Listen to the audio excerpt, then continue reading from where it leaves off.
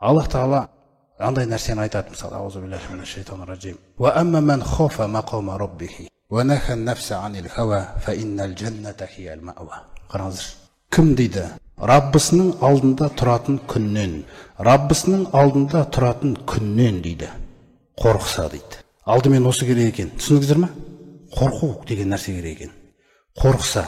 Ва нахан, сосын барып айтып жатыр. Сосын тыйса дейді. Ан-нафса, жан дүниесін. Көз ба? Ва нахан нафса анил хава. Хава деген көңіл қалауы. Ананы қалайым, мынаны қалайым, ананы қалайым дегендей мәселелер ғой. Бізде мысалы бұл келіп тұр деген сөзді қосып айтамыз ғой біз. Лимонад ішкім келіп тұр. Келіп тұр. Әрбір келіп тұрды келтіре берме деп жатыр ғой Алла Тағала. Әрдайым ол келіп тұрған кезде қайтарып таста дейді. Келіп тұрады, қайтарып таста дейді.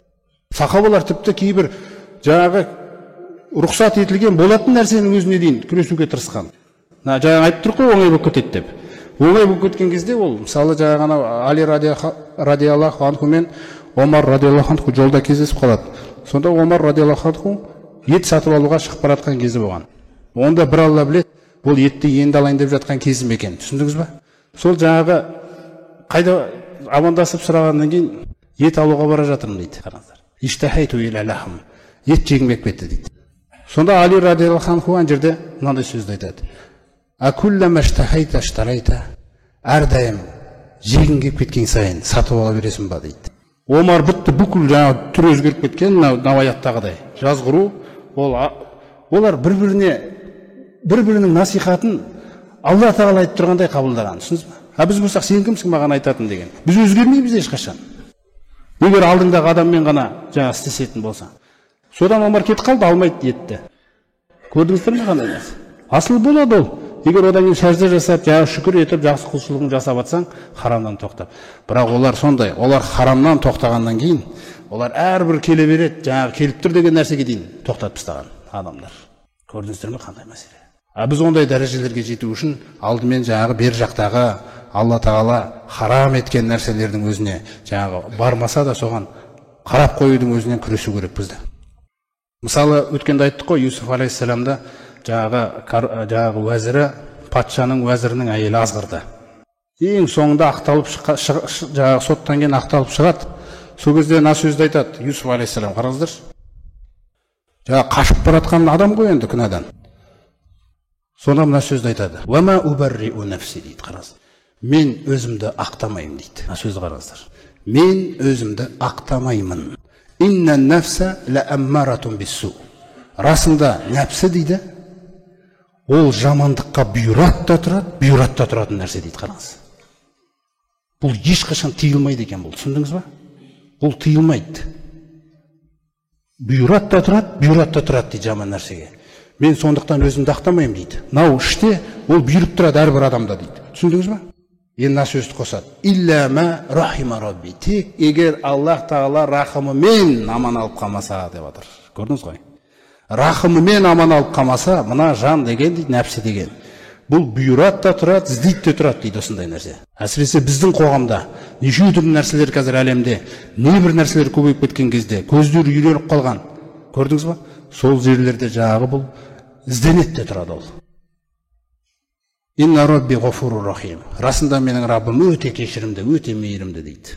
Сосын бізге айтады. Әрдайым бір күнәға ұрынып қалған кезімізде егер Алланың рахымы болмаса, одан кейін біз түзеле алмай қалуымыз да мүмкін. Сондықтан Аллах Тағала айтады: "Фалаула фадлуллахи алейкум ва рахматуху." Аллах Тағаланың сендерге деген кеңшілігі, рахымы болмаса дейді. Қараңыздар. Ма зака минкум мин ахадин абада.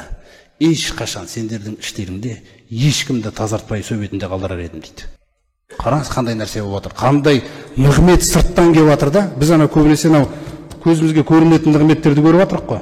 Көлігің, денсаулығың аман есен, жаңағыдай тамағың бар, күрішің бар, етің бар дегендей. Бірақ сырттан Аллах Тағаланың сізді құтқарып қалып жатқан сәттері, ол мүлде сіздің есебіңізде де жоқ ол. Оны тек қана жаңағыдай өзіңді өзің жазғырып, Алла Тағала бір ой салып қойған кезде ғана болмаса, адам оны білмейді де. Мынау аятқа қарасаңыздар, тіпті керемет. Бізге баяндап жатыр да: "Валаула фадлуллахи алейкум ва рахматуху латтабаътумуш шайтана илля қалила." Алла Тағаланың сендерге деген кеңшілігі мен рахымы болмаса, бүйтіп қорғап ұстап тұрған. Өте азғантай санды ғана айтпағанда, қараңыздар, пайғамбарлар, сахабалар сияқты. Соларды айтпағанда барлықтарын шайтанға еріп кетер едіңдер дейді. Лә деген харфты қосып отыр, қараңыздар. Міндетті түрде, әлбетте еріп кетер едіңдер шайтанға дейді, барлықтарын. Азғантай адамды ғана айтпағанда. Сондықтан кеңшілігімен, рахыммен алып тұрғандықтан, басын көпшілігін аманға батсындар деп жатыр бізге. Көрдіңіз ғой?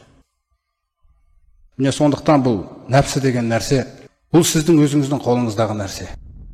Қалай сіз әйеліңіздің түзу болуын, қалай сіз балаңыздың түзу болуын, солай өзіңнің жаныңның да түзу болуын қала. Сол қашан мына жақтың жанының түзу болуын қалап, соған еңбек етіп атасыз, мына жаққа насихат айтпай-ақ түзу бола береді бұл. Өйткені сіз мына жақты жөндесеңіз, Алла тағаланы сіздің бүкіл сыртыңыздағы шаруалар жөндеп береді. Оп-оңай оған ол. Өйткені сіз негізгі уайымды таптыңыз да, сіз негізгі проблеманы таптыңыз. Көрдіңіз ғой?